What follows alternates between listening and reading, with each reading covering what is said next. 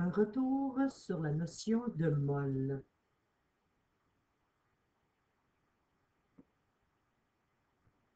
Alors, ce qui a été vu antérieurement, c'est tout simplement que la mol, c'est une quantité, tout simplement. Alors, lorsqu'on travaille en chimie, la notion de mol, ça nous sert premièrement à dénombrer, faire un dénombrement de particules, d'atomes, de molécules, peu importe. Donc, un dénombrement. Ça nous sert aussi la notion de mol à traduire, donc une traduction, à trouver la correspondance d'une quantité d'un échantillon que nous avons en grammes et trouver sa représentation en mol. Et à l'inverse, lorsqu'on a la quantité d'un échantillon, d'une substance, d'une molécule, d'un atome, de trouver la masse correspondante. Alors, ce qu'il faut retenir, en fait, c'est deux choses théoriques. La première, c'est que la mole, c'est tout simplement un nombre, et ce nombre correspond, si on arrondit la valeur, à 6 par 10 à la 23. C'est un peu comme la mole, c'est un regroupement, un peu comme une douzaine d'œufs. Donc, dans une douzaine d'œufs, nous avons tout simplement 12 œufs. Donc, une douzaine correspond à 12. Mais une mole correspond à 6 par 10 à la 23. Donc, la mole, c'est tout simplement une quantité. Si nous avons deux douzaines d'œufs, nous avons 24 œufs.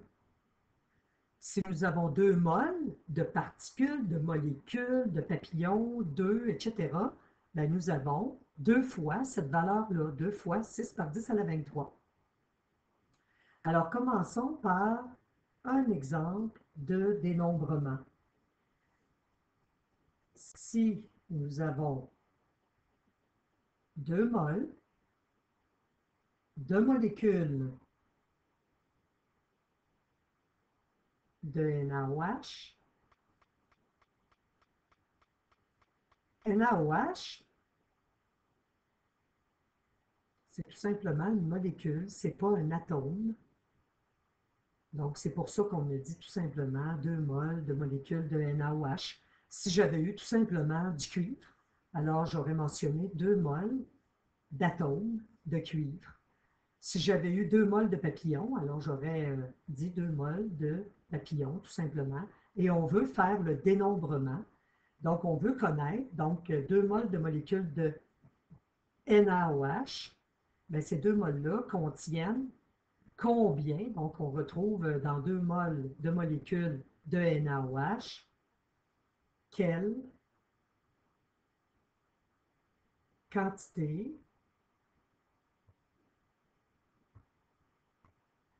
de molécules.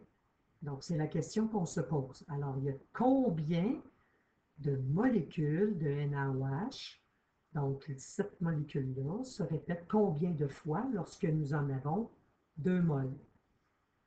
Donc, il suffit tout simplement de revenir à notre égalité ici, notre correspondance. Nous avons qu'une mole correspond à 6 par 10 à la 23.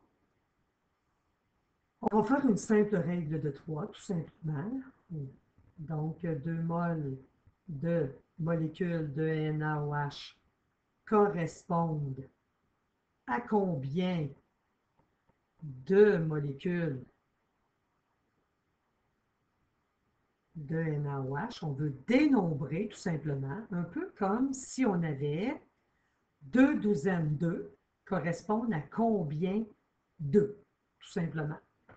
Donc, la règle de 3 qu'on va effectuer, les moles avec les moles, je sais qu'une mole correspond à 6 par 10 à la 23. Donc, dans notre cas ici, c'est des molécules.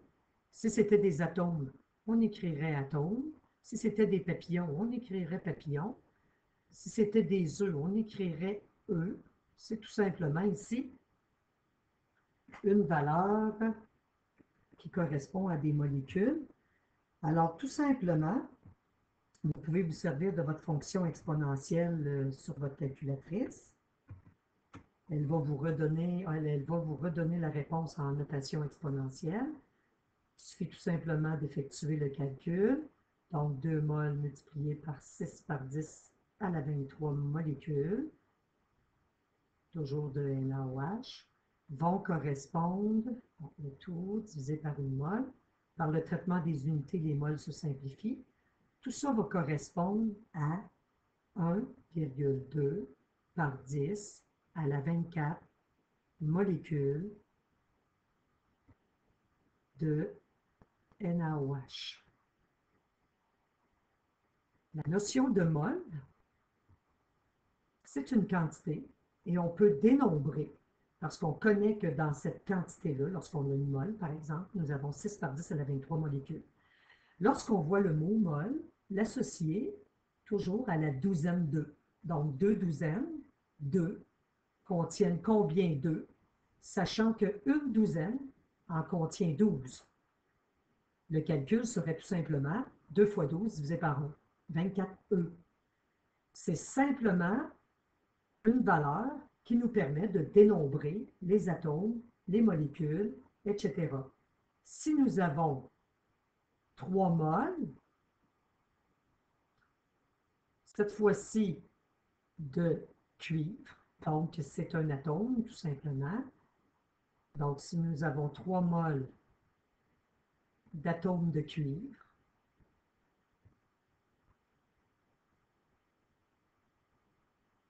nous pouvons faire le dénombrement de la façon suivante. Donc on va dire, il y a combien d'atomes de cuivre, sachant, toujours avec la deuxième ligne de la règle de 3, les moles avec les moles, qu'une mole d'atomes de cuivre correspond à 6 par 10 à la 23 atomes de cuivre. Alors, si on effectue notre calcul,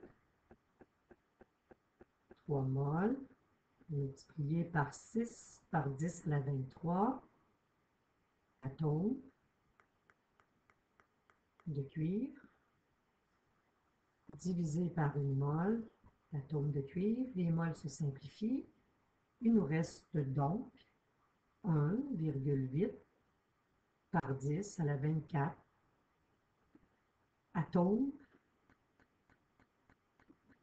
de cuivre. Maintenant, à quoi sert la mole? Nous pouvons trouver la correspondance lorsque nous avons une masse en quantité, donc la correspondance en mol.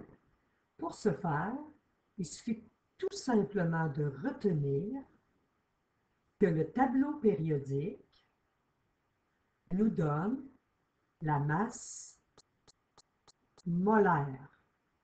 Et la masse molaire, ça veut dire la masse pour une mole, soit d'atomes, de molécules, etc. Un exemple, si nous avons 80 molécules de NaOH, eh bien, la question c'est quelle est la masse de cet échantillon? Il suffit tout simplement de dire 80, oups, j'ai oublié mon gramme, excusez, donc 80 grammes de molécules de NaOH. Oups, je voulais faire plutôt, on va plutôt faire dans le, donc je voulais dire tout simplement 80 grammes de molécules de NaOH. L'inverse, je vais le faire tantôt. Ça correspond tout simplement à combien de moles? Alors, dans un échantillon de 80 grammes de molécules de NaOH, la question c'est combien y a-t-il de mol?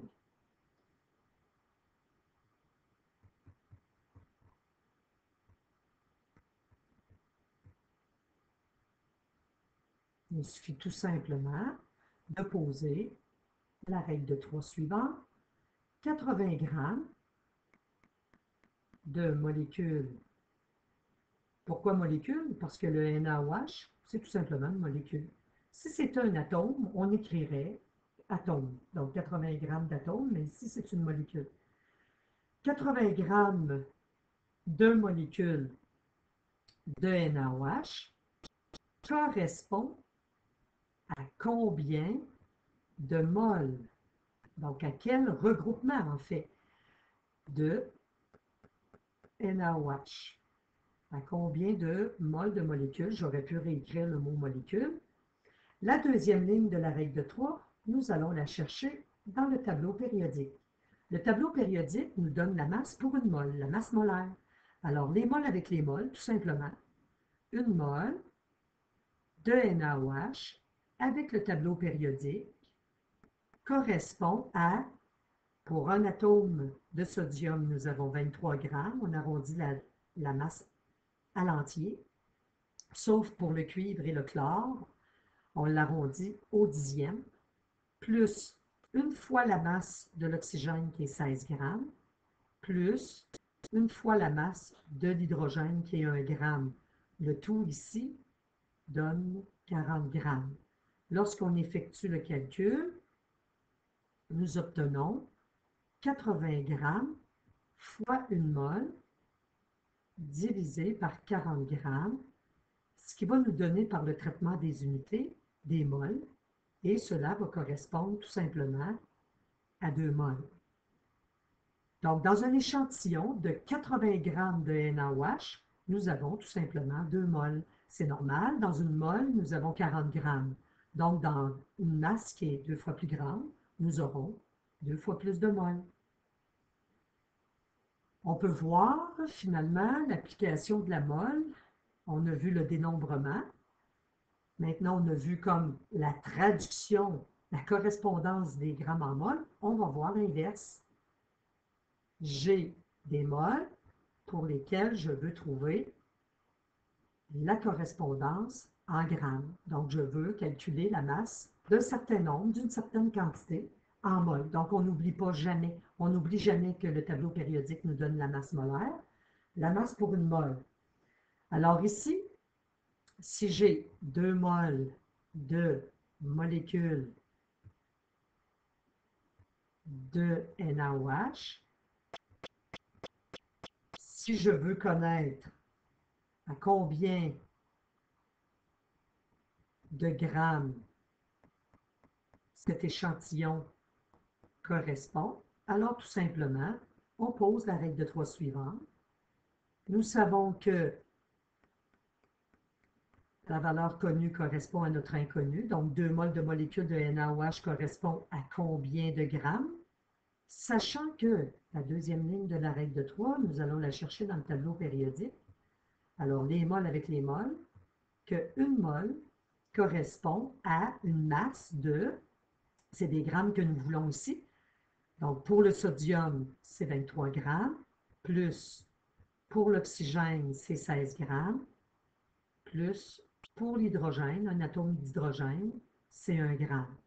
Nous avons donc 40 grammes qui correspond à 1 mole. Donc, si j'en avais comme quantité 1 mole, qui correspond à 6 par 10 à la 23 molécules, j'aurais une masse tout simplement de 40 grammes. Il suffit d'effectuer le calcul suivant. Notre 2 moles multiplié par 40 grammes divisé par 1 mole. Les moles se simplifient. Il nous reste tout simplement des grammes, ce qui est tout à fait logique. Dans une mole, nous avons 40 grammes, donc dans 2 fois plus, nous avons le double, donc 80 grammes.